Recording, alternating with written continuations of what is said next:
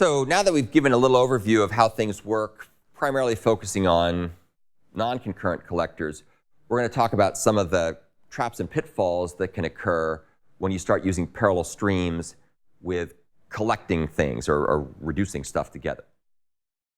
The key to understanding this, and we've touched on it a little bit, but I want to make it even more crystal clear, is to understand the semantic differences between collect and reduce and know the traps and pitfalls you can get into if you don't remember those semantic differences. There was this, I don't know, you guys probably don't even know what this is. There was a toy that was popular when I was a kid called Rock'em Sock'em Robots. And keep in mind, this was way before the days of video games and things like that. And these were mechanical devices, and you would put them in a little boxing match, and they'd hit each other, and eventually, if you hit them just right, their heads would pop up. This is kind of like if you ever go back and watch people, like in the pioneer days, you know, they'd play with like a wheel and a stick, right? This is sort of one step more advanced than the wheel and the stick to amuse yourself. But we loved them. They were fun. And so I'm setting them up to kind of box. That's the metaphor. So the key point here is keep in mind there's a substantial semantic difference between collect and reduce. And this difference only shows up with parallel streams. And sort of the insight here is to discover these problems. It's a good habit to get into to test your streams using parallel streams, even if you don't plan to do parallelism for whatever reason, just to see if you've got mistakes in your semantic understanding of the difference between collect and reduce. So here's a little program. We're going to take a look at EX17 to illustrate this point. This also illustrates some other cool points too. So this particular example is going to get a stream of all the words in some kind of collection, like a list or an array. Let's say it's an array. So we have, let's say, all the words of Shakespeare, for example. So we have a stream of that. And notice how we can actually create a stream of something without doing anything to it, right? So I've got this thing called word stream, which is a stream of words. And of course, it doesn't actually do anything at this point. It won't do anything until we hit the terminal operation, but we've got ourselves a stream. And then we can do something really cool. We can actually pass a parameter into this method, this buggy stream reduce 3 method, and we can dynamically switch whether this stream should be processed in parallel or not. Normally, if you use .stream versus .parallel stream, you statically select which one of the things is going to be used because it's hard-coded. But this clever approach will dynamically determine it. And we do it by passing in a Boolean.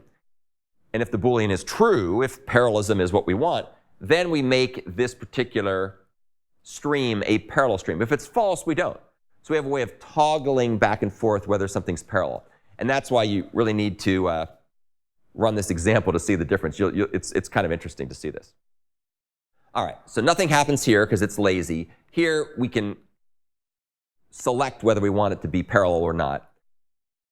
And the way this works, if you were to then later say wordstream.sequential, it would always be whichever call is the last call. So whichever call is the last one, parallel, sequential, that's the one that's going to dictate whether the stream runs in parallel or sequentially. It's kind of weird, but that's the way it works. So if this is set to parallel, then this particular program is going to do horrible things. If this is set to false, then this particular program is going to work. Well, that seems kind of weird, so why on earth is that? And it has to do with the properties of the string builder. So let's take a look at what is string builder doing. So string builder is a standard Java class. And the idea with string builder is you make an instance of string builder, and then you can make a complex string by appending things to the end of the string. So it's a way of building up a string incrementally, and it does it in a very efficient way with minimizing copying and all this other good kind of stuff. The one problem with this is that string builder is not a thread-safe class. It's not designed to be called by more than one thread at a time. You're not designed to call append from multiple threads. And what will happen here when we do reduce is it'll make one and only one instance of string builder. And then if for some reason the program is set to run in parallel, right? You set the flag to be parallel.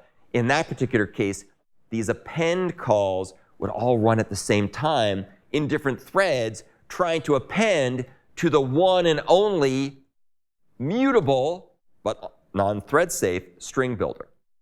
So this will cause absolute chaos and insanity. If you were to try to run this program, if you run my example, it'll give you the weirdest results. It'll probably throw exceptions. It'll definitely not give you anything useful. And that's because you violated the assumption built into reduce that these are immutable. But by doing a string builder, it's not immutable. It's mutable because we're all adding everything or appending things to the same string builder instance that's created here. So that's obviously going to cause a problem. There's a couple of different ways to fix this. One way to fix this is to use a string, not a string builder, and to use the plus operation. Because if you recall, strings are immutable. So you can't modify a string. And by using the concatenation operation, you take two immutable strings and you make a new concatenated immutable string. But the problem with this approach is it's very inefficient because string concatenation is expensive. So concatenating strings takes a lot of time for various reasons. So a better way to do this, if you're motivated to do this kind of thing, is to move away from reduce altogether and instead use the collect method instead of using the reduce method, which we had done with the previous example. We used reduce. Now we can replace this with collect.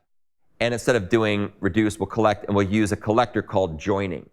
And joining is a non-concurrent collector, but because the collect framework works properly, whether it's used in a parallel stream or a sequential stream, whether we set the parallel flag to true or false, and thus influence whether the stream is processed in parallel or not, this will join everything together without having to worry about race conditions. So you get a consistent result in the end. So the key point here is just keep in mind what kind of stream, what kind of reduction operation are we actually trying to use here. Very subtle, get you into all kinds of trouble if you're not careful. Here's some other things to think about when you're dealing with using reduce. And this has to do with very subtle issues related to associativity and identity. So in this particular example, which is called test reduce difference, we're going to see a couple of different uses, some of which are correct, some of which are not.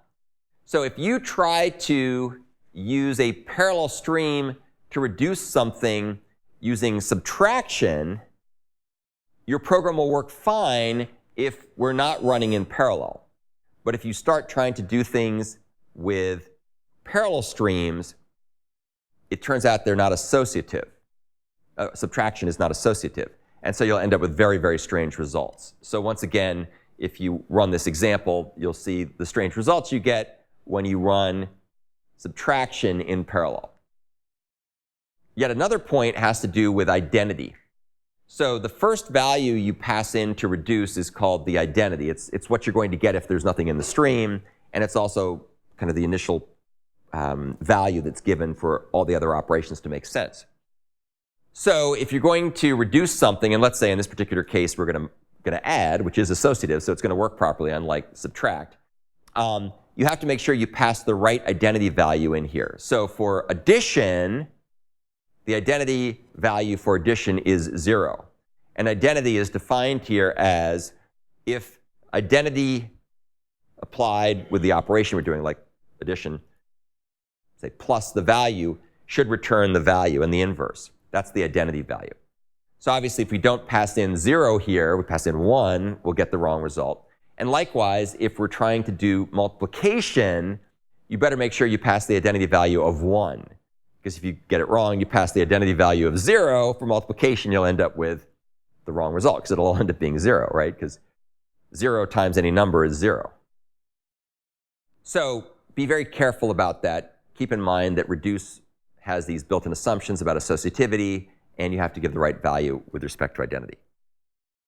There's a nice series of discussions about this in an online video by a friend and colleague of mine named Angelica Longer, and she goes through this stuff in even more detail than we do here and looks at lots and lots and lots of other examples. So it's all really cool stuff if you're really trying to understand the the depths of reduce versus collect, this is a good place to take a look. Okay, so that's the end of the discussion about combining results with both concurrent and non-concurrent collectors and so on. We'll talk about concurrent and non-concurrent collectors in more detail in just a moment.